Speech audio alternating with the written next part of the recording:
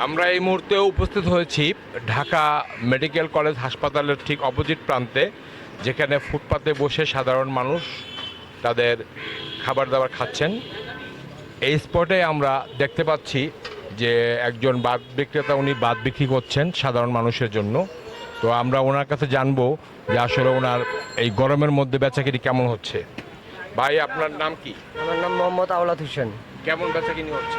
গরমের মধ্যে বেশি বেচাকিনি নাই, কারণ মানুষ গরমে কামও করতে পারতেছে না, খাইতেও পারতেছে না।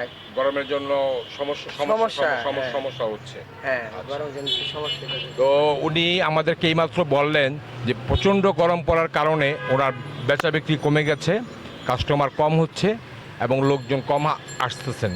তো যারা খাচ্ছেন তাদের সাথে একটু কথা বলি। ভাইজান, একটু কথা বলি আপনার সাথে। তো আপনি কি করেন? আমি রিক্সা চালাই। রিক্সা চালান। তো এই যে এখানে খাচ্ছেন, খাবারের কি মূল্য কি কেমন?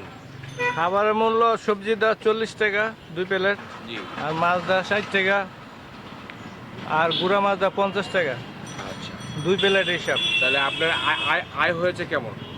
আয় ওখান 1 টাকা খেপ মারি না, মানে খাইতাছি।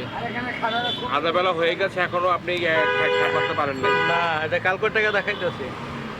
একজন রিক্সা শ্রমিক জানালেন যে তিনি এখন পর্যন্ত আধাবেলা হয়ে গেছে, এখন পর্যন্ত তিনি কোনো আয় রোজগার করতে পারেন নাই, কারণ গরমের কারণে মানুষজন রাস্তায় কম বের হয়েছে। ওনার গাড়িতে প্যাসেঞ্জার তেমন উনি উঠাতে পারেন নাই। গতকালকে তিনি যে রোজগারটি করেছিলেন সেটি দিয়ে তিনি তার খাবার খাচ্ছেন।